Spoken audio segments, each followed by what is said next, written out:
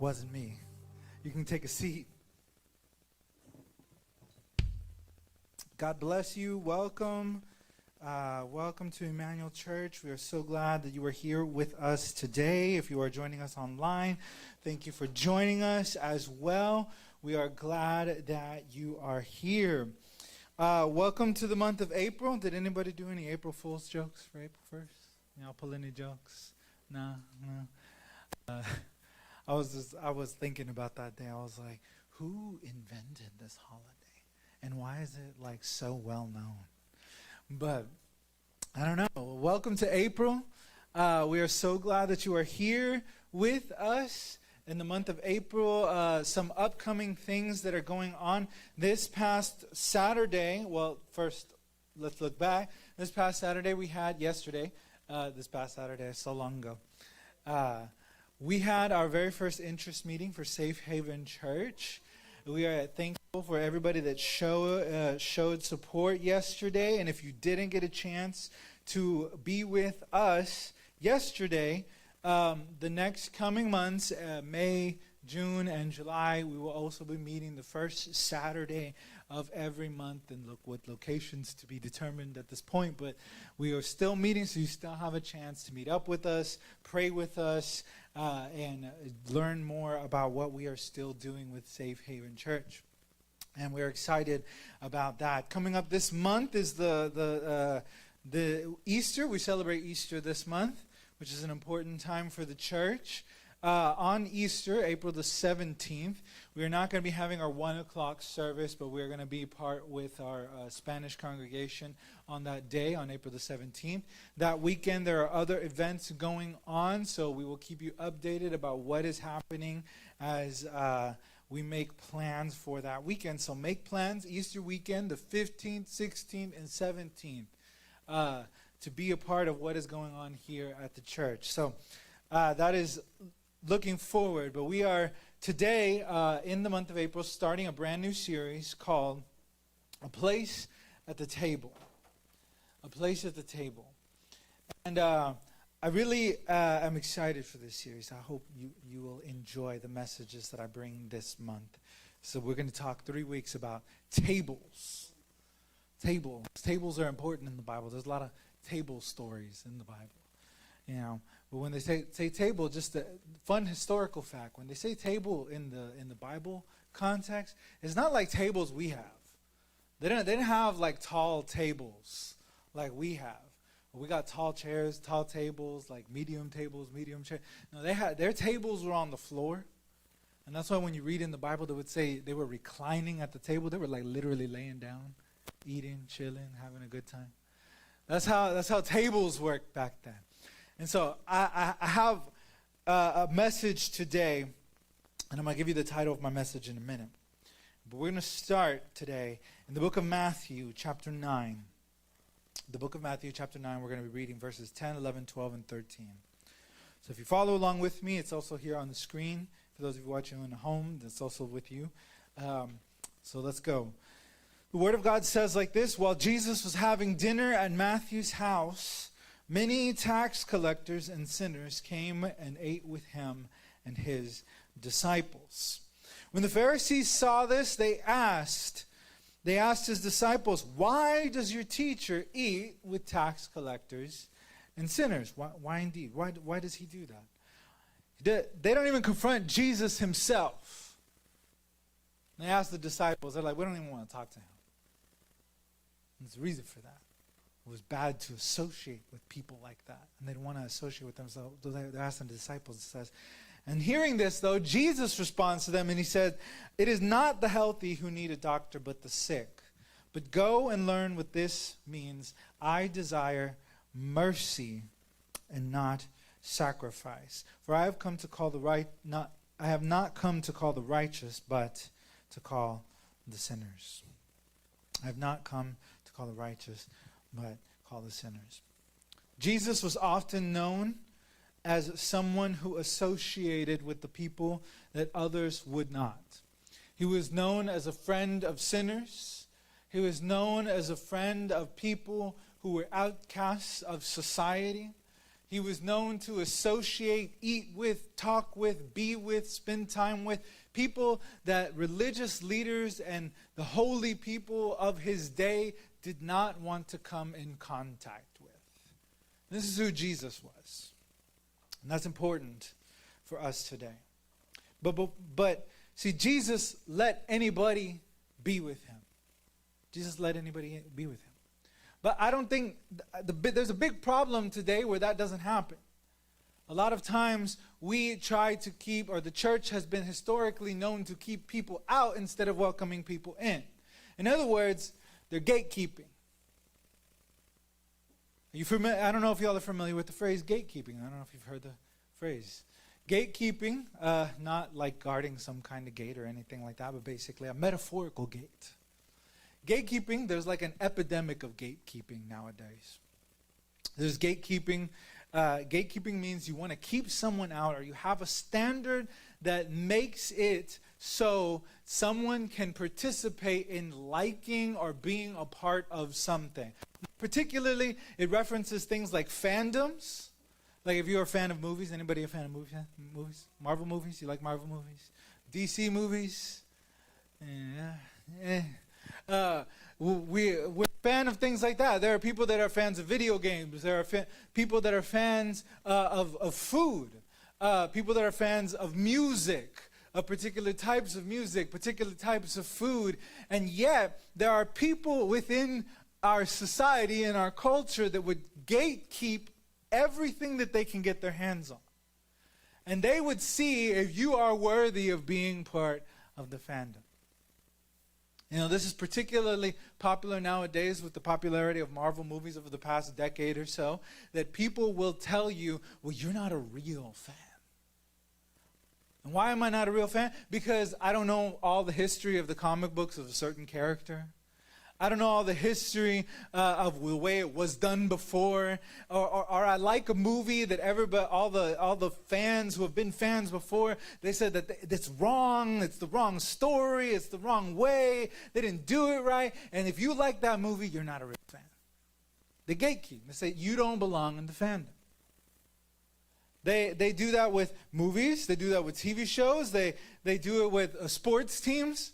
You can't be a fan of this team. Why? Well, you got to name like all the players on the team. And unless you know the players on the team, then you can't be a fan. I don't know any of the Astros players right now. But I am like from Houston. And so if I'm going to support a team, it's going to be the Houston, it's going to be the Rockets, not really the Texans. But, you know, you want to have pride in the team from your city and things like that. You may not know everything about them, but you'll root for them. But then there are people that say, well, no, you're not a real fan. You can't be a real fan because you don't know anything. You can't really enjoy it. You can't enjoy it because you don't know anything about sports. I know people tell me that because I don't know nothing. Or you're only a bandwagon fan. Oh, they're winning now, so you're a bandwagon fan. And you see, that's okay. Or maybe you don't like a certain something, a certain way of making coffee. And they're like, oh, you don't like this way of making, you're not a real coffee enthusiast. You don't like coffee. Oh, you like K-Cups? You don't really like coffee. They're easy. Now pop it in the machine, there you go, coffee. But people do that all the time. They tell you, you can't like something, you can't be a part of a fandom, you can't like this music because you haven't listened to the old stuff, and you're just a new fan. And they honestly, it's just that they don't let people enjoy things. It's like, can't I not just enjoy this game? Can't I not just enjoy this show, just enjoy this movie, enjoy rooting for this team? Can I not just enjoy these things? If it were up to the gatekeepers, no. You can't, because you don't truly belong in that space. We gatekeep. But the problem is, things like that, gatekeeping, can end up in a lot of different areas of our life, and it can become part of our faith. We become Christians who gatekeep whether you are worthy or not of being in that space. You can't come to church because you're not dressed like us. You can't come to church because you don't talk like us. You don't look like us. You don't like the same kinds of music. that we do. You can't be a Christian because you like heavy metal Christian music. You're not a real Christian. You're not a real Christian. You're not a real Christian because you say you're this or you're that, you identify this way, and you can't be a real Christian. In politics today, it's like, you can't be a real Christian because you're a Republican. You can't be a real Christian because you're a Democrat. We gatekeep. We put up barriers for people to be part of the community that we belong to. I say, you cannot be here if. And see, that doesn't work because that is not how Jesus intended things to be for the church on earth today. See, we pick and choose. We like to pick and choose who can belong and who gets a pass and who doesn't. Who can walk through those doors and who can't. And sometimes we do it overtly. We say there are people and pastors and preachers and churches that say it from the pulpit, you can't be here if. And they exclude people. They immediately close the doors on them. Sometimes we do it through our actions. When someone new walks in the door and we look them up and down like, who are you and why are you here? I don't know you. It's like my cats. We recently took my cats to the vet. Nothing's wrong with them. But they had their regularly scheduled dental. And they had to clean their teeth. And so they put them to sleep for that. If you don't know that, they put them to sleep so that they won't bite them, just in case. And so we took one of them a few weeks back, and then we had to make another one for our older cat, Raina. And we brought her back. This was just 2 days ago. We brought her back. And our littlest cat, Zelda, when Raina got back, she saw her, and she started hissing at her like she had never seen her before in her life. Like, who are you? And that's what cats do. When they see something strange or new or unknown to them, or an animal or a person that they don't know, they don't like, they hide, they hiss, they back away from you. And that's what we do sometimes. We don't even realize that we're doing it, but we look people up and down. We avoid them. We don't talk to them. We're like, who is this person? And so with our actions, we tell people, you're not welcome here. We gatekeep, and we don't even realize that we're gatekeeping. But why do we do that? I think there's two reasons that Christians gatekeep why you can and can't be in the church. The first one is the idea that somehow we are this chosen people that is better than everybody else. And it's not that we say that. It's not that we say that outright, but we, like I've said, through our actions, believe that inside ourselves. When we see someone that is struggling in life, we say, man, I would never do that.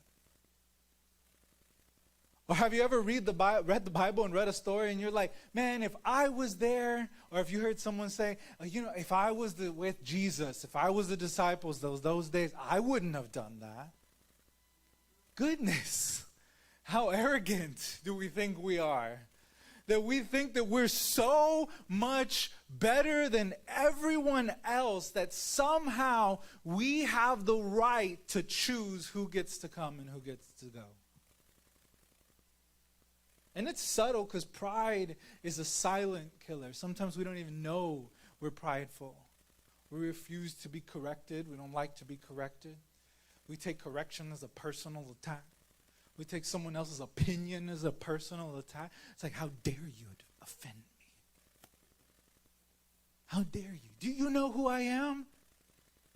Do you know who I am? We see a lot of videos nowadays with stuff like that. They call them Karens and Daves. I was like, don't you know who I am? No! Who are you? We don't know. Like, we have this idea that somehow because we have chosen to follow Jesus, that we are better than anybody else. And so this pride gets into our lives and makes it that we keep other people out and we don't allow them in. We say, you don't belong here because you haven't been a Christian as long as I have. And then we see celebrities or people of influence, and they give their lives to Jesus and say, that's not real. That's not real.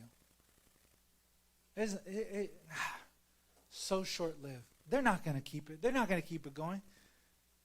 Who do we think we are? We put ourselves on this pedestal that somehow that we are better and we have the right to choose who belongs in this place. It's pride. Pride makes us gatekeep. It makes us close the doors to people. The second thing that keeps us gatekeeping is fear. Could be fear of the unknown. Change is hard. Change in the world is hard. So much so that when new technology happens, explodes onto the scene in the world today, that sometimes it's met with a lot of animosity and fear. And it's like, what is this? Why is this? We don't need this. You know, we wouldn't even imagine what it would be like nowadays to be able to live without a phone, because we need it for pretty much everything, to connect with anyone, to buy and sell and whatever. You know, this phones are like an extension. They're not even phones anymore. 90% of the time, we don't even talk to people with them. We're not on the phone talking to people anymore. See, I do this. If you were born like Gen Z or whatever, you probably think like the phone's like this, because they're like squares now. But I'm a millennial, so I was born when we still had the hang-up phones. But when technology stuff happens like that, it's fearful. People become afraid, and they blame, and they yell, and oftentimes the church has been in that space and looks at things that are new and says that has to be of the devil. When televisions were first the advent, there were a lot of Christians writing out that says TV is from the devil because it has two horns and a tail. It's like, the internet is of the devil. Everything. No, these are just tools, but new things, fear of the unknown. So we gatekeep people, we gatekeep things from being part of the church, from being ways that we can do things and reach people, because we say that cannot possibly be of God. They cannot be from God because they're not. They're not like us. Fear keeps us out. Fear of possibly being wrong. We try to exclude certain denominations of Christianity or certain ways of believing faith in Jesus or expressions of worship, because we look at that and we say, no, they can't be right because I'm right. But if they're right, that means I'm wrong. And so we exclude people and we say, I am the one that has the right truth. My church has the right truth. So we exclude people. We don't even fathom the idea that, guess what, that we could probably both be right or both be wrong. Who knows? Once heard a Christian comedian say, he says, that's why heaven's going to take eternity. It needs to take eternity because God has to sort all of us out. Got a lot of things wrong. But we have this fear that keeps us from keeping people or bringing people on the inside because they don't believe the way I do, and I think that they're wrong. But then somewhere deep inside us, we say, but what if they're right? But I don't want that. I want to keep them out away so that I can still keep on going and believing that I am right in my place. So fear causes us to gatekeep. Fear causes us to gatekeep. And so we do that. We manipulate the way we do things. We manipulate the Bible to choose what we want it to say. You know, a lot of people have this idea that people cherry pick the Bible so that they can justify their sins. But oftentimes, the people that I find are the ones that are justifying their sins through cherry picking are the ones that are calling others cherry pickers. Other people are looking at the Bible and they're reading it and they're trying to understand it and they're looking at context and stuff and says, no, you see, you don't look at that stuff. That's of the devil, context. You can't understand. If you understand the context, that's just the devil. What does that even mean? But those people, they use words like that. They use fear. They use pushback because they don't want to struggle and get to the truth that the gospel is something dramatically different than they think it is, and that Jesus has said some difficult things that do not align with the way they believe. Jesus said to the rich, give all your money away and give it to the poor. That's a metaphor. No. Jesus said that a lot to a lot of rich people. I don't think he was just saying it to say it or saying it to sound fancy. He said it's impossible for the rich to get into the heaven. It would be easier for a camel to go through the eye of a needle. It would be easier for a camel. Have you ever seen a camel? I'm like, okay, I'm going to say 6 feet, but I'm actually 5'11". I'm 5'11". But camels, they're huge animals. Like, you wouldn't even believe. They're bigger than cars. Some of them are bigger than cars. You ever seen a moose? They walk. I've seen videos of mooses, I don't know, mooses walking down the highway in like Alaska, and they're like towering over every vehicle. These creatures are big, and that said it would be easier, Jesus said, for a camel to go to the eye of a needle. But people who tell others they're cherry picking, they don't want to go and talk about that because they're like, no, that's not what he meant. Because I have money and I don't want to get rid of my money. We do the things that we do, but we don't realize how much more expensive. And I'll get to a second about the rich people thing. I'll go back to that. We try to justify ourselves, and we ignore parts of the Bible, and we try to pick and choose, and we keep people out the door that Jesus wanted to come inside. We keep the poor people out because they don't dress right. They don't look the part. They don't got the Sunday's best. So they don't belong here. A cousin of mine did a sermon way back when, I don't even know.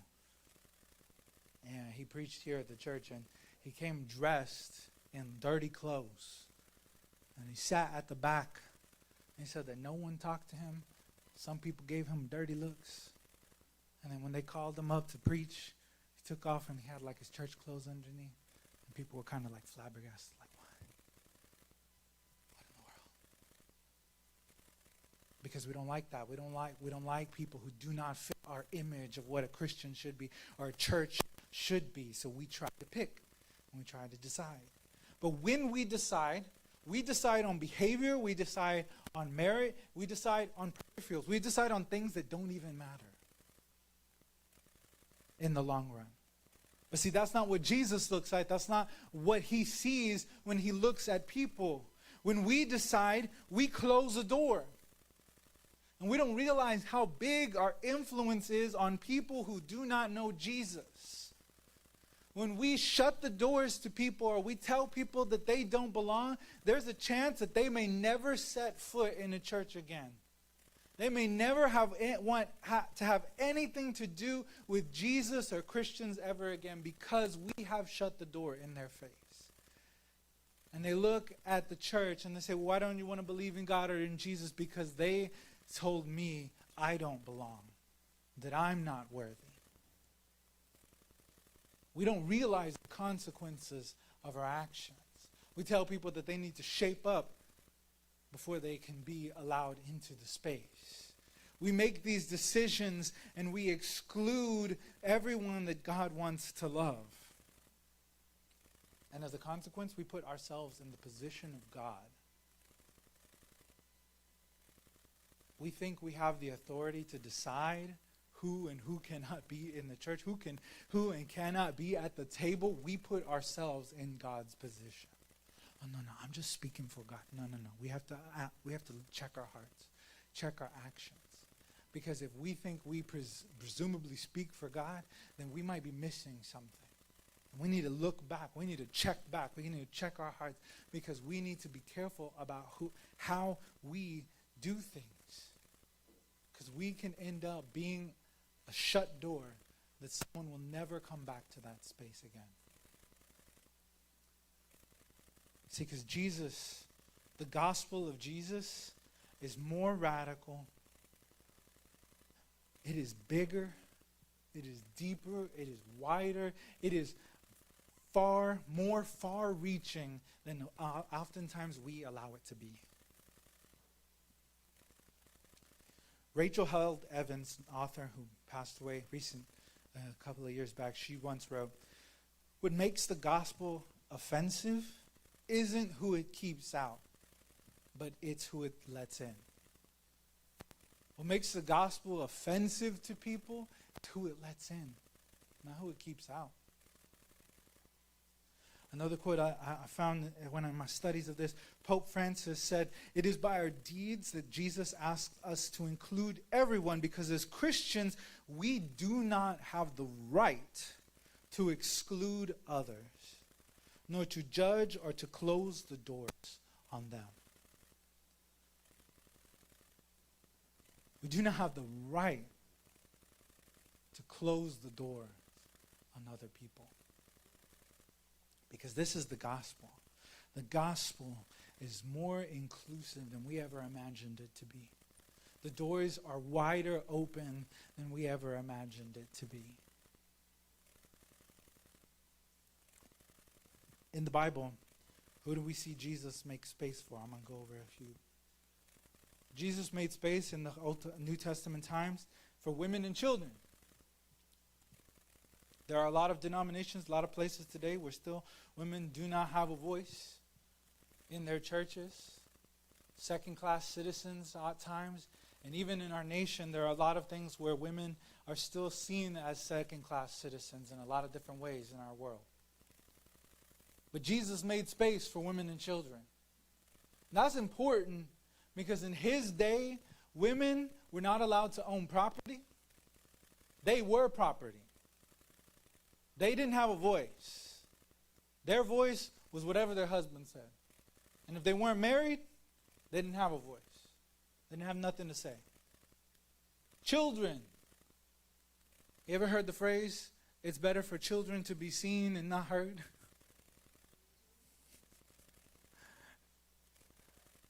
That's where that comes from, that idea. Children should be seen but not heard. And sometimes, in some cases, they shouldn't be seen either. Just go away, hide. Even though the Bible often calls children a blessing, they were still treated like nothing. So if one died, it's okay, I can get another. I can make another. It's all right.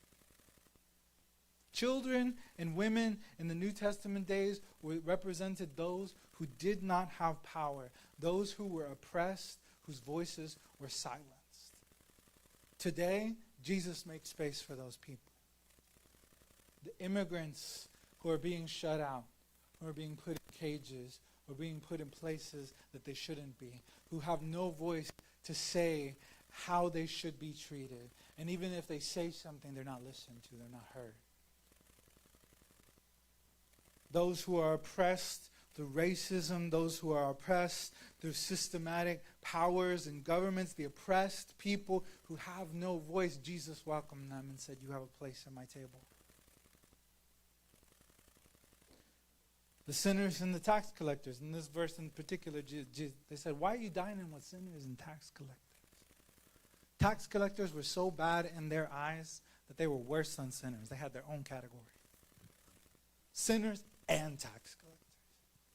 Because they were seen as traitors. Tax collectors in those days were people of the own people who lived in that region.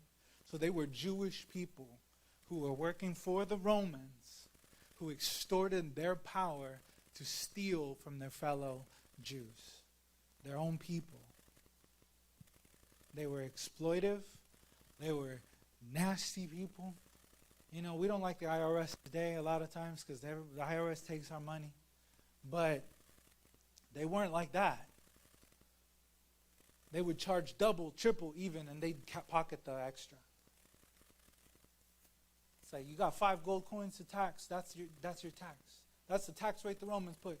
I'm just making a scenario. They say, I'm going to charge you 15 and the rest of it's mine. I'll give 5 to Rome, keep the 10. And that's what they would do. They would exploit. And so they had their own category because they're like, they are the worst of the worst. The sinners and the tax collectors. Jesus deemed those who we might consider evil and hopeless and lost to their sins, Jesus said, you have a place at my table. In fact, Jesus even went to their tables and said, I have space at your table if you'll welcome me. The tax collector Zacchaeus said, Jesus, you come to my house. Actually, no, Jesus invited himself. He says, I'm going to your house. And he said, come on. My table's open for you. And he worked to turn his life around. Even the people that we would deem evil and dark, Jesus had a place for them at his table. Jesus welcomed the Jews and the Gentiles. If you don't know what a Gentile is, that's you. If you're not Jewish, that's you. The word Gentile meant everybody that wasn't Jewish or wasn't of the Hebrew people. If you weren't from the nation of Israel, you were Gentile. That's what they would refer to them. And so Jesus welcomed both Jews and Gentiles. His ministry included both. In other words, Jesus broke down racial barriers. And he said, everyone of every race has a place in my table. It's not that Jesus didn't see color, because that's something that we like to say, I don't see color. That's not something good to strive for. Because we are all different and unique.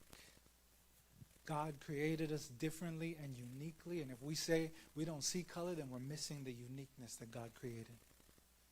And so God said, in their beauty and all the colors of the rainbow, and the rainbow too, welcome at my table. He broke down all the barriers and dividers that people would put social classes. He said women and children and Jews and Gentile, from wherever you are from, you are welcome at my table. He welcomed the sick and the disabled, those who are lepers, who are outcasts in society. If you don't know how lepers live, leprosy is a disease that thankfully in most of the world does not exist today. There are a few pockets of leprosy that still do exist in certain parts of the world, but it is mostly eradicated. And it was a terrible disease that in the actual leprosy, because sometimes they just call something leprosy. If it was you had a rash, that's leprosy. Get out. And that's how they would treat them. If you had leprosy, you had to live outside of the city. They had set up special camps and says, this is where you live. You don't live in the city. You live away from everybody else. And what is your food? Scraps, if we can get them to you. If we can get them to you. They were left essentially to die on the outskirts because of their sickness. Leprosy would cause the skin to turn white and sores to form, and you would lose feeling in your skin, and you wouldn't have anything. And they were left to just die, to be on their own. They weren't allowed to be in the same spaces as everybody else. And if they were allowed in the city, it was only during certain times of the day when everybody else was out of the way. So they wouldn't buy them, sell them, nothing. They were left on their own. People who were disabled, who couldn't walk, who couldn't see, oftentimes would sit at the temple gates and beg because people didn't see them as people. They were less than. But Jesus included them and welcomed them and made them part of his kingdom. He says, you have a place at my table. You are welcome here. Jesus welcomed everyone. When the Bible says in John 3:16, it says, whoever believes. That's whoever.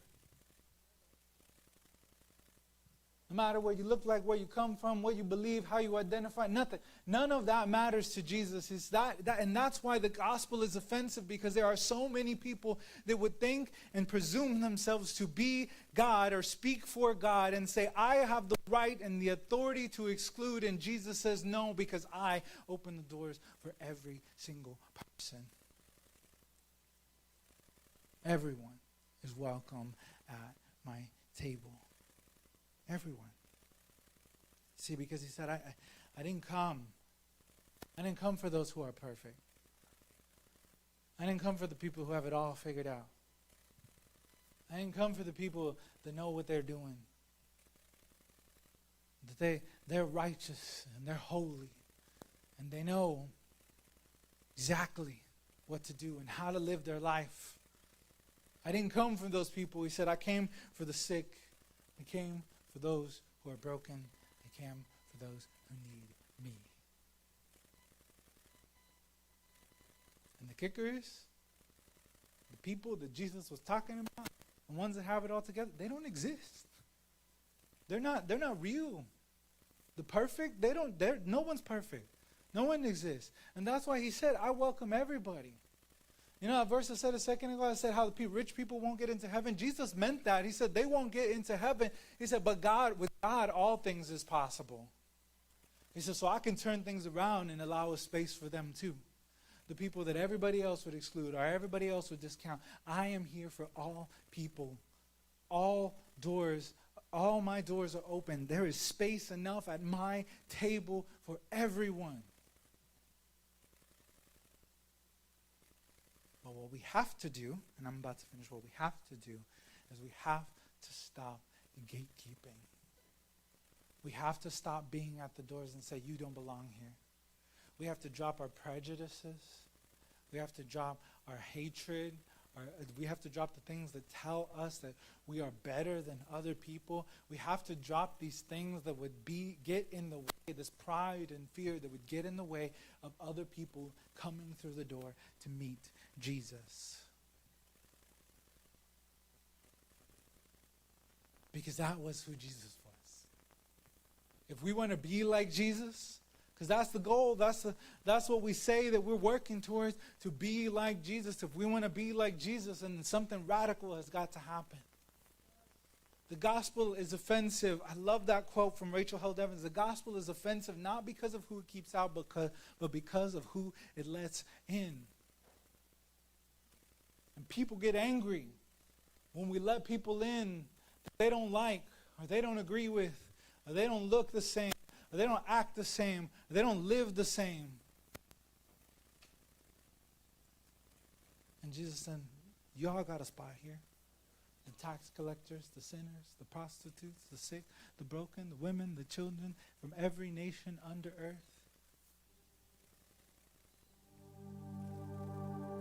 Jesus came to fulfill a promise that started in the Old Testament. And he told Abraham, he said, Abraham, he says, I'm going to give you a nation one day. You ain't got no kids right now, but I'm going to give you a nation. And your descendants will claim this space. But it's more than that, Abraham. It's more than that. He said, because through you, I am going to bless descendants now. I am going to bless everybody that follows all the rules of the temple. No. I'm going to bless everybody that looks like that. No. He said, I am going to bless every nation through you. And Jesus is the culmination of that. And through Jesus, he came to bless every nation, to set every person free, to give everyone life, to give everyone a chance to know him, to know who he is, to sit with the Savior, the God of the universe, talk with him, walk with him, eat with him, serve with him, live with him. That is who's at Jesus' table. So that's what we need to do. That's the title of my message today. Here it is at the end. Stop gatekeeping. No more. Don't stand in the way any longer. Don't stand in the way. Whoever walks through those doors, whoever walks through the doors of your life, they have space there so that they can meet Jesus. That's who Jesus wants us to live.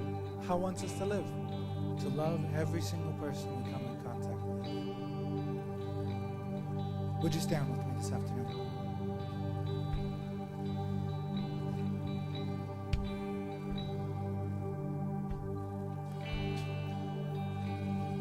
Father, this Easter season, change our hearts. We do a lot of celebrating about the work you did through the cross to set us free from sin, to set us free from death. But let us remember that that is extended to every person we meet, every place we go, not just this place, but everywhere.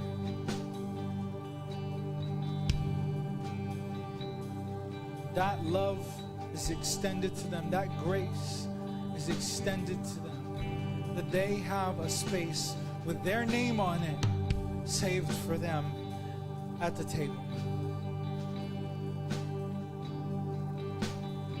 So help us to love better.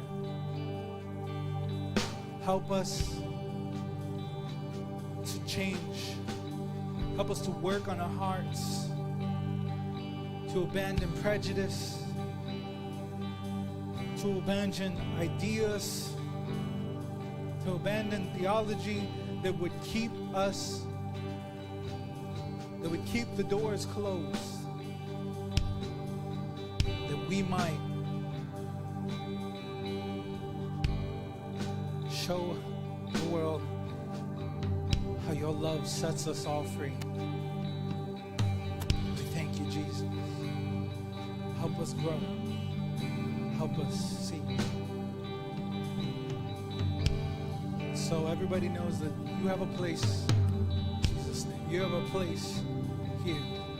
Whoever's watching online, if you're listening online, you're here. You have a place, and Jesus welcomes you with open arms.